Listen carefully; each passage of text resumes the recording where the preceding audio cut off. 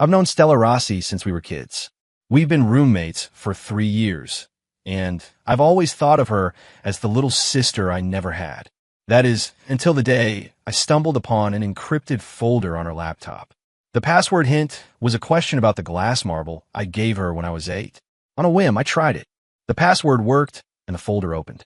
Inside was a meticulous log detailing how she had engineered every step of her approach to me, from the university electives we happened to share to the apartment we now lived in.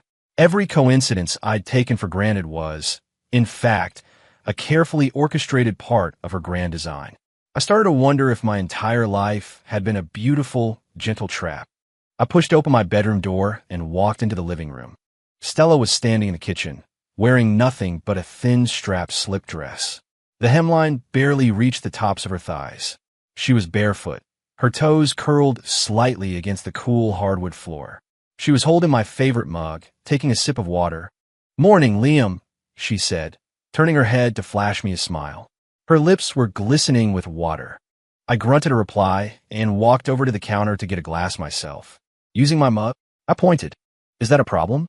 She blinked. "It's not like it's poisoned." I didn't say anything, just grabbed a different glass from the cabinet. She set the mug down and started walking toward her room. "My laptop's been acting weird. Can you take a look?" she asked over her shoulder. I nodded and followed her. Her room was a mess, clothes piled high on her desk chair. Her laptop was open, the screen glowing. She pointed at it. "This thing, it keeps freezing." I sat down and moved the mouse. A folder was open on the desktop. The name read, "Operation. Went over Liam, a log." I froze. "What is this?" I asked, pointing at the folder. The color drained from her face as she lunged to close it. "It's nothing. Just some stupid stuff I was writing," she said, her voice frantic. I blocked her hand. "Hold on. Let me see." The folder was encrypted with a password hint. What was the first gift my blockhead ever gave me? Blockhead? I thought. Isn't that what she used to call me when we were kids? The first gift? I gave her a single glass marble when I was 8. I typed in glass marble. The password was correct. The folder opened. It was filled with dozens of documents, with dates stretching back years. I clicked on the first one. Got into the same modern art elective as Liam today. He totally bought that it was a coincidence. Next step. Make him think that being roommates is the most practical, logical idea in the world. My hand was shaking. I looked up at her. She was standing beside me. Her face flushed a deep crimson. "Let me explain," she whispered. I ignored her and kept reading. The documents detailed how she had analyzed my tastes in movies and music, how she had adjusted her personal style to match what I found appealing. She even logged her reactions when I talked to other girls. Saw him laughing with that girl from his marketing class. My stomach is in knots. Have to find a way to interrupt. My head started spinning. The events of the last few years flashed before my eyes, piece by piece. How we always seemed to bump into each other in electives at the university. How, after graduation, she was the one who suggested we get an apartment together to save money. It never once occurred to me to be suspicious. "Liam, please stop reading," she said, her hand on my arm. I shook her off. "You've been playing me this whole time." Her eyes welled up. "It's not like that." I stood up, staring her down. "Then what is it? Was this fun for you?" My voice was hoarse. She lowered her head, silent. I turned and walked out of the room, my mind a chaotic storm. What I thought was a sibling-like bond was nothing more than a game she had designed. I avoided her for the rest of the day. That evening, I was on the couch, mindlessly watching some show on Netflix. She came out of the bathroom after a shower, her hair dripping wet. She had nothing but a bath towel wrapped around her body as she walked right in front of me. "Liam, can you grab me a fresh towel?" "It's on the balcony," she said. I looked up and saw a drop of water trace a path down her collarbone. "Get it yourself," I said, turning my head away. She didn't move. "I'm cold." I sighed, got up, and went to the balcony. I came back with the towel and handed it to her. She took it and started drying her hair. The bath towel she was wearing slipped a little, and she quickly pulled it tight. "Thanks," she murmured. I went back to the couch and ignored her. After drying her hair, she sat down next to me. "Are you still mad?" she asked. I didn't answer. She scooted a little closer. "I didn't mean to hide it from you." "Then what was it?" I shot her a glance. I've liked you for a long time," she said, her voice barely a whisper. My heart skipped a beat. You're like a sister to me, I said, my voice hard. But I'm not your real sister, she mumbled. The movie played on, but neither of us was watching. Suddenly, she rested her legs over mine. What are you doing? I frowned. My legs are cold. Just borrowing some warmth, she said with a cheeky grin. I pushed her legs off. Don't mess around. She didn't move them, instead snuggling closer. She rested her head on my shoulder, her damp hair brushing against my neck. It tickled. Liam, do you remember back in high school, when you stood up to those jerks for me? She asked softly. I remember, I said. I think I started liking you then, she said. I didn't respond. My thoughts were a jumbled mess. She wrapped her arm around mine. I'll stop writing in the log, okay? She said, looking up at me. Her eyes were bright, like they held tiny stars. I sighed. Do whatever you want. She smiled, leaning against me as we continued to watch the movie, but I could feel her warm breath on my ear. A few days later, I had to work late. By the time I got home, I figured she'd be asleep. I let myself in quietly, but the living room lamp was on. She was curled up on the couch, wearing one of my button-down shirts. The shirt was huge on her, covering her all the way to her thighs. Why are you wearing my clothes? I asked. Mine are all in the laundry. Just borrowing, she said, standing up. Are you hungry? I can make you some pasta. I nodded, setting my bag down. She walked into the kitchen, the hem of my shirt swaying with each step. I sat at the dining table, watching her move around the kitchen. Did you get everything done at the office? She asked while stirring the pasta. Yeah, I said. Did a female coworker give you concert tickets? She asked, suddenly turning her head. I paused. How did you know that? Just a guess, she said with a smile, but it looked a little stiff. The pasta was ready. She brought a bowl over to me. She set it down in front of me, then sat in the chair next to mine. Are you going to go? She asked. Maybe. I haven't decided, I said. She didn't say anything, just fiddled with her fingers. I ate a few bites of pasta. The atmosphere felt strange. Does it bother you? I asked. She looked up. What right do I have to be bothered? I put down my fork. Stella, we need to talk. About what? She asked, looking at me. About that log. And about your feelings, I said. Do you hate me? She asked. No, I don't hate you, I said. Then do you like me? She pressed. I was speechless. Do I like her? I had no idea. I've always thought of her as family, the closest person in my life. But lately, things felt different. She reached out and took my hand. Liam, just give me a chance. Please, she whispered. Her hand was soft and warm. I didn't pull away. I need some time, I said. She nodded. Okay, I'll wait. But she didn't let go of my hand. Instead, she squeezed it tighter. That weekend, we decided to deep clean the apartment. She was in charge of the windows. I was on floor duty. She stood on a step stool, stretching on her tiptoes to reach the top of the glass. Her t-shirt rode up, exposing a sliver of her waist. I glanced over, then quickly looked back down at the mop. Liam, can you hold the stool steady for me? She asked. I walked over and held it firmly. She looked down at me. You're blushing. No, I'm not, I denied. She just smiled and went back to cleaning. After we finished, we sat on the floor, exhausted. She handed me a bottle of water. I'm dead, she said, stretching her arms over her head. The collar of her shirt shifted, revealing one of her shoulders. I averted my eyes. What do you want for dinner? I asked. Anything you make is my favorite, she said. I got on my feet. I'll go to the grocery store. She grabbed my hand. I'll come with you. So we went to the store together. She pushed the cart while I walked beside her. She picked up a bag of chips. This is the kind you love. Then she grabbed a package of steaks. We can make these tonight. I nodded. At the checkout, she tried to pay. I've got it, I said. Nope. My treat today, she insisted. Back home, she helped me wash the vegetables. Water splashed on her face, and she wiped it away with the back of her hand. Liam, don't I look like a regular housewife? She joked. I didn't smile. She leaned in closer. Come on, I was being serious. I turned back to chopping onions. She came up from behind and wrapped her arms around my waist. Let go, I said. Nope, she mumbled, hugging me tighter. She pressed her cheek against my back. I can't cook like this, I said. She let go but didn't move away. She just stood there, watching me. You look really handsome when you cook, she said. My hand slipped and the knife almost got my finger. Don't talk nonsense, I said. I'm not, she replied, her voice serious. After dinner, we watched a movie. She squeezed next to me on the couch, and we shared the same blanket. Her head rested on my shoulder. Liam, if I got married one day, would you be sad? She asked out of the blue. I froze. Would you? She pressed. Yeah, I guess I would be, I said quietly. She smiled. Then don't let me marry anyone else. I didn't answer, but my heart felt a strange pang of jealousy. My coworker from the office contacted me again. She asked about the concert. I hesitated for a moment, then agreed to go. I told Stella when I got home. She didn't say a word, just turned and went into her room. Later that night, I heard a noise in the living room. I went out to find her drinking. There was a half-empty bottle of red wine on the coffee table. Her cheeks were flushed, and her eyes looked hazy. What are you doing drinking? I asked, celebrating. She raised her glass. To you, and your concert date. I walked over and took the glass from her hand. You've had enough, I said. She stood up, swaying unsteadily. Who are you to tell me what to do? She slurred, pointing at me. I grabbed her arm to steady her. You're drunk. She leaned against me. Liam Walker, you are such a blockhead.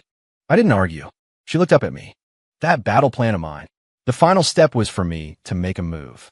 My heart started pounding. If you don't do something soon, I might have to get aggressive, you know, she whispered. Her breath, warm and smelling of wine, washed over my face. Her hands snaked around my neck. Her lips brushed against my Adam's apple. They were soft and hot. My entire body went rigid. Stelly, my voice was raspy. Her eyes were heavy-lidded as she looked at me. Scared, she chuckled. I grabbed her wrists. Stella Rossi, was this your final operation? Just waiting for me to do this? I asked. She didn't answer, just held my gaze, her eyes full of temptation. I lowered my head and kissed her hard. Her lips were so soft. They tasted of red wine. She was stunned for a second, then kissed me back. Her hands clenched the fabric of my shirt. Her breathing grew ragged. I pulled away, looking at her flushed face. Is this what you wanted? I asked. Her eyes were glassy. She nodded. Then she shook her head. I don't know anymore, she whispered. I sighed and swept her up into my arms. You're drunk. You need to sleep, I said. She wrapped her arms around my neck. Don't want, but she let me carry her to her room without a fight. I laid her on the bed and pulled the covers over her. I was about to leave. She grabbed my hand. Don't go, she said. Stella, you're drunk, I repeated. I'm not so drunk that I don't know what I'm doing, she said, looking right at me. Her eyes were wet and pleading. I sat on the edge of the bed. Go to sleep. She shifted over, making room. Just stay for a little while. I hesitated, then lay down on top of the covers. I kept a careful distance between us. She scooted closer, resting her head on my arm. Liam, she whispered. Am I a bad person? Yeah, I said. Do you hate me for it? She asked. No, I don't hate you, I replied. She smiled and closed her eyes. Soon, her breathing evened out. She was asleep. I watched her sleep. A storm of emotions churned inside me. This girl, who I had protected since we were kids. She had been scheming for years to win me over. And the crazy part was, I wasn't even angry. Just a little terrified. When I woke up the next morning, she was gone. Only the faint scent of her perfume remained on the pillow. I walked out of the bedroom and saw her in the kitchen making breakfast. Morning, she said, her voice cheerful, as if nothing had happened last night. Morning, I replied. How do you want her eggs? She asked.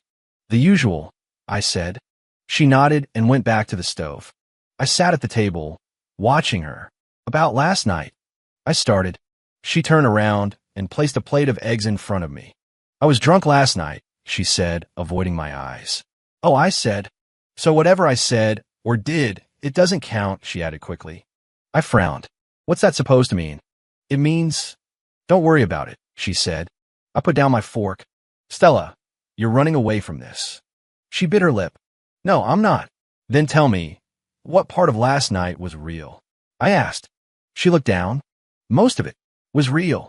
And what part was fake? I pressed. The part where I said I was drunk, she whispered. I was completely sober. Something inside me shifted. So, that final operation, I began. Her face turned beet red. Don't ask about that. I stood up and walked over to her. Stella, look at me, I said. She lifted her head, her gaze flickering. Is it true that you like me? I asked. Yes, she nodded. Since high school. Yes, she nodded again. Why didn't you just tell me? I was afraid you'd reject me. Afraid we couldn't even be friends anymore, she said. I sighed. You're an idiot, I said. Her eyes lit up. You mean? I patted her on the head. Eat your breakfast first. She looked a little disappointed, but didn't push it. We ate the rest of our breakfast in silence. But the atmosphere had changed completely. Things were a little awkward between us for the next few days. I couldn't stop thinking about her. About us. On Friday night, there was a company dinner. I had a bit too much to drink. It was after midnight when I got home. The living room light was still on. She was sitting on the couch, hugging her knees. Why are you still up? I asked. Waiting for you, she said. I dropped my keys on the counter and walked over. What's up? I asked. She stood up and came to stand in front of me. You smell like alcohol, she said. Yeah, had a few drinks, I replied. And perfume, she added, her brow furrowed. I sniffed my shirt. Must have rubbed off on me. She stared at me. Were you drinking with your female co-workers? It was a big group, I said. She turned to leave without another word. I reached out and grabbed her arm. Stella, I said. She looked back. What? Are you jealous? I asked. She glared at me. No, you're lying, I said. She yanked her hand away. Fine, I'm jealous, so what? I smiled. What are you smiling about? She demanded. Nothing, I said. I just think you're kind of cute when you're jealous. She froze. I took a step closer. Liam Walker, what are you trying to say? She asked, taking a step back. I'm saying, I took another step forward, that I think I might like you too. Her back hit the wall. She had nowhere else to go. Might? She asked. Yeah, might, I said. What do you mean, might? She asked, clearly unsatisfied. It means I need to confirm something, I said. Confirm how? I leaned down and kissed her. It was a gentle kiss and brief. Like that, I said. Her cheeks were the color of apples. And? She whispered. Confirmation complete, I said. I definitely like you. A huge smile spread across her face, and she threw her arms around me, burying her face in my chest. The blockhead finally gets it, she mumbled. I hugged her back. Only because you plotted it. She looked up at me. Do you regret it? I thought for a moment. A little. Her face fell. I'm kidding, I said, laughing. She playfully punched my chest. Jerk. I caught her hand in mine. Stella, I said, my voice serious. Let's give this a try. She nodded, her eyes shining. Okay. We started trying to be a couple. It was a little weird at first. That weekend, she dragged me to the mall. She insisted on holding my hand. It's crowded. We might get separated, she said. It wasn't crowded at all, but I didn't call her out on it. She tried on clothes and asked for my opinion. How does this look? She asked, twirling a new dress. It looks great, I said. Really? Yeah, I nodded. She pouted. You're just saying that. I smiled.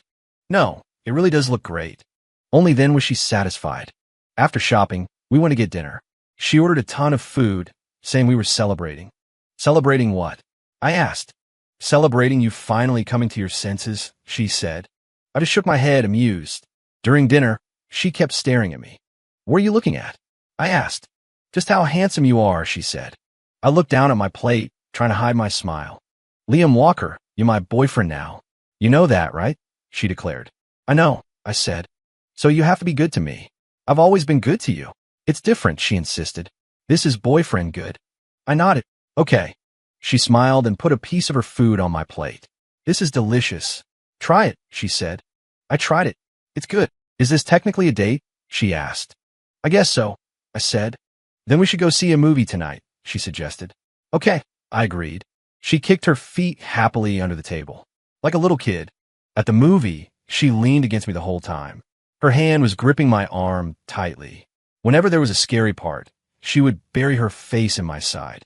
You're terrified, yet you still pick a horror movie, I said. It's so you have an excuse to protect me, she said, as if it were the most logical thing in the world. I was speechless. After the movie, we walked home. The night air was a little chilly. She was wearing a dress and sneezed. I took off my jacket and draped it over her shoulders. Thanks, she said, slipping it on. She naturally linked her arm with mine. Liam, she said softly, this all feels like a dream. Why? I asked. I never thought you'd actually like me back, she confessed. I stopped walking. Stella, I said. To be honest, I've been used to having you around for a long time. She looked at me, her eyes wide. I just never thought about it in that way. I continued. And now, she asked. Now I have, I said. And I think it's pretty great. She smiled, stood on her tiptoes, and gave me a quick kiss on the cheek. That's your reward, she said. I patted her head. Let's go home, I said. When we got home, she wanted to take a shower first. I sat on the couch, my eyes landing on her laptop. The folder Operation Win Over Liam, a log, was still on the desktop. I clicked it open and read through it again.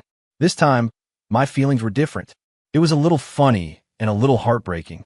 She came out of the bathroom and saw me reading her log. Hey, no peeking, she yelped, rushing over. I caught her in a hug. What's the big deal? It's so embarrassing, she said, hiding her face in my chest. It's very detailed, I teased. Stop talking, she mumbled, hitting my chest lightly. I laughed and closed the folder. You won't have to write in this anymore, I said. Yeah, she nodded. Mission accomplished. I kissed her on the forehead. Yes, it is. She moved her things into my room. From now on, this is our room, she announced. Okay, I said. She organized her clothes, and I helped. Liam, she said, do you think I was too aggressive? No, I said. Really, I confirmed. I think you were just right. She beamed and went back to unpacking. That night, we slept in the same bed. She used my arm as a pillow. This can't be comfortable for you, I said.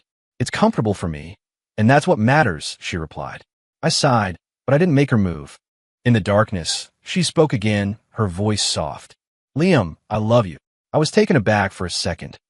Yeah, I said. What about you, she asked. I love you too, I said. She let out a contented sigh and fell asleep. I watched her, a warmth spreading through my chest. The girl I had protected my whole life was now officially my girl. The days passed one by one. We were like any other couple. We argued, we made up, we had sweet moments and quiet ones. But it always felt like there was something more between us than with other couples. Maybe it was all those years of history. One day, I was cleaning out my desk. I found a glass marble, the one I had given her when we were 8. I had no idea how it ended up in my drawer. I took the marble and went to find her. Why is this in my desk? I asked. She was painting and looked up from her canvas. Oh, that, she said. I gave it back to you. What? I asked. Because I don't need it anymore, she said. You don't need it? I was confused. Nope, she said, putting down her paintbrush. You're already mine. What I need a token of affection for. I didn't know whether to laugh or cry. This was a token of affection. I asked. To me it was, she said, from the moment you gave it to me. I looked at her serious face. My heart melted. Well, you should hold on to it, I said, handing the marble back to her. She took it and closed her hand around it. Okay, I'll keep it forever, she said. A few months later, I had to go on a business trip for a week. She called me every single day. I miss you, she'd say. It's only been a day. I'd reply. I miss you a lot in one day. She'd insist. I would smile. I miss you too. Really. She would hang up, satisfied. The day I came back, she met me at the airport. The second she saw me, she ran and jumped into my arms. Welcome home, she said. I held her tight. I'm home. In the car, she held my hand the entire time. Didn't any girls hit on you while you were gone? She asked. Nope, I said. Really? She asked, skeptical. Really, I confirmed. I already have a girlfriend. She smiled. Good answer. When we got home, she had cooked a huge dinner. To celebrate your return, she announced. We ate and talked, just like we always had. But it was different now. Now, we were the most important person in each other's lives. I happened to see her laptop again. The folder was still there, but the name had been changed. From Operation Win Over Liam, a log, it now read, Our Daily Life with Liam. I clicked it open and read through again. It was full of new entries. It documented all the little moments since we had gotten together. First official date with Liam today. He was so shy. It was adorable. Liam said he loves me. He whispered in the dark, but I heard him. He's away on business, and I miss him so much. He called and said he misses me too. Made my day. I read them, a smile spreading across my face without me realizing it. You're snooping again, she said, appearing out of nowhere. I pulled her into a hug. The writing is pretty good. You're not allowed to read it, she said, trying to grab the laptop. It's private. It's about me. How can I not read it? I countered. She huffed. Still not allowed. I gave her a kiss. Okay, I won't look. She was finally satisfied. Time flew by. Before I knew it, we had been together for a year. On our anniversary, I took her out to dinner. I made reservations at her favorite restaurant. What's the special occasion? She asked. You guess, I said. She thought for a moment. Is it our 1-year anniversary? Yep, I nodded. She smiled. You remembered. Of course, I said. After dinner, we walked home. We passed a jewelry store. I saw her linger, looking at the rings in the window. I filed that away in my mind. A few days later, I bought a ring. I was planning to propose, but I couldn't find the right moment. Finally, I decided to just do it at home. I cooked all her favorite dishes. I lit some candles. She was completely surprised when she walked in. What's the occasion this time? She asked. Take a guess, I said. She guessed a few things, but none were right. During dinner, I took out the ring box. I got down on one knee. Stella, will you marry me? I asked. She was stunned. Her eyes slowly filled with tears. Will you? I asked again. She nodded, tears streaming down her face.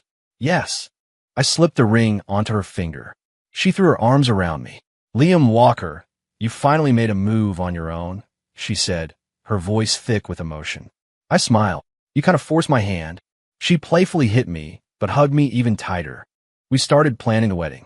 She was giddy with excitement, picking out dresses and looking at venues. I went with her to every appointment, just happy to see her so happy. One day, she was looking through old photos. Liam, look at you as a kid. You were such a dork, she said. I glanced at the photo, and you were the little girl always tagging along behind me. That's because I like you, she said simply. I know, I said. She leaned against me. Thinking back, that whole operation plan was so silly. But it worked, I said. She looked up at me. Do you think if I hadn't written that log, you ever would have realized I liked you? I thought about it. Probably not. Would you have liked someone else? She asked. I don't know, I said, but I'm lucky you liked me. She smiled. Yeah, lucky. On our wedding day, she was beautiful. In her white dress, she looked like an angel. I watched her walk down the aisle toward me. My heart was overflowing. When we exchanged rings, she whispered to me, Liam Walker, you are finally completely mine. I nodded.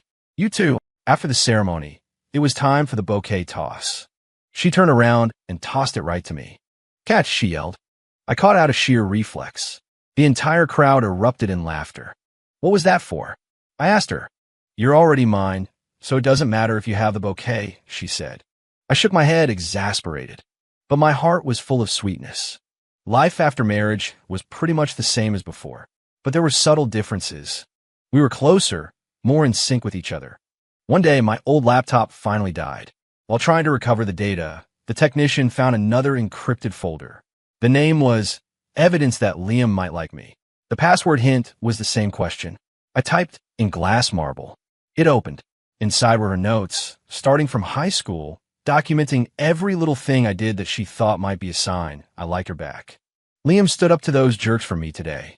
Maybe he likes me a little. Liam brought me breakfast. Is he interested? Liam looked upset when he saw me talking to another guy. Was he jealous? I read through them and laughed. So, her operation had started long before I knew it. I was just too dense to notice. What are you looking at? She asked, walking into the room. I showed her the screen. Her face flushed. How did you find that one, too? Just a lucky accident, I said. Don't read that, she said, trying to take the laptop. It's just me being delusional. I pulled her into a hug, but it was all true. She looked up at me. You knew. I know now, I said. She huffed. Blockhead. I kissed her. You're blockhead. Our life was simple, but it was happy. Every morning, she still used my mug to drink water. Got a problem with that? She'd ask. Nope, I'd say. She'd smile. Good. We cooked together and watched TV together. We'd bicker sometimes, but we always made up quickly. She kept writing in her journal, but she didn't encrypt it anymore. You know everything anyway, she said. I'd read it sometimes. I'd see her write about our daily life. Liam put too much salt in the soup today, but I ate it all anyway. Liam looks so cute when he's asleep. I love him. Every day, more than the last. A few years later, we had a child. A little girl. She looked just like her mother. Stella held our daughter and said to me, Liam, we have a family now. I nodded. Yeah, we have a family. Our daughter grew up fast. She started to walk, then to talk. The first word she said was Dada. Stella was jealous. But I'm the one who spends more time with her, she complained. I smiled. She's like me. She likes you best. That seemed to satisfy her. After our daughter started school, we would sometimes talk about the past. Mommy, how did you get Daddy to marry you? Our daughter asked one day. Stella glanced at me. Oh, Daddy was the one who chased after me. I raised an eyebrow, but didn't contradict her. Really? Our daughter asked me. I nodded. It's true. Stella smiled and secretly squeezed my hand under the table. That night, after our daughter was asleep, we sat on the balcony, looking at the stars. Liam, she said. Thank you. For what? I asked. For liking me back, she said. I put my arm around her. I should be thanking you. Thanking me for what? For your operation log, I said. She smiled. It was my most successful plan ever. I kissed the top of her head. And my luckiest. Many more years passed. We grew old. Our daughter had a family of her own. It was just the two of us again, keeping each other company. Her health started to decline. I took care of her. Liam, she said one day, you have to find me in the next life. Okay, I said. And you have to let me win you over again, she said. Okay, I said. She smiled, and the wrinkles around her eyes smoothed out. You know, she said, you'll always be mine. I held her hand. Always. In her final moments, she looked at me. Liam, I love you. I love you too, I said. She closed her eyes and passed away peacefully. I held her hand and sat there for a long time. While going through her belongings, I found a glass marble. And her laptop. The last document was a letter to us. Liam, by the time you read this, I'll be gone. Don't be sad. We had a long and happy life together. Thank you for letting me win you over. And thank you for winning me over, too. Love, your Stella. I read the words, and the tears finally came. This girl, she had spent a lifetime conquering me, and I had been a willing captive. My children had me come live with them, but I often went back to our old house. I'd sit on the couch and think of her. I'd remember her in her slip dress. I'd remember her when she was drunk. I'd remember her when she was being playful and coy. One day, my granddaughter asked me, Grandpa, how did you and Grandma get together? I thought for a moment. Grandma was the one who chased after me, I said. How did she do it? My granddaughter asked. She wrote a battle plan, I said. She called it Operation Win Over Liam. My granddaughter smiled. Grandma was so romantic. I smiled too.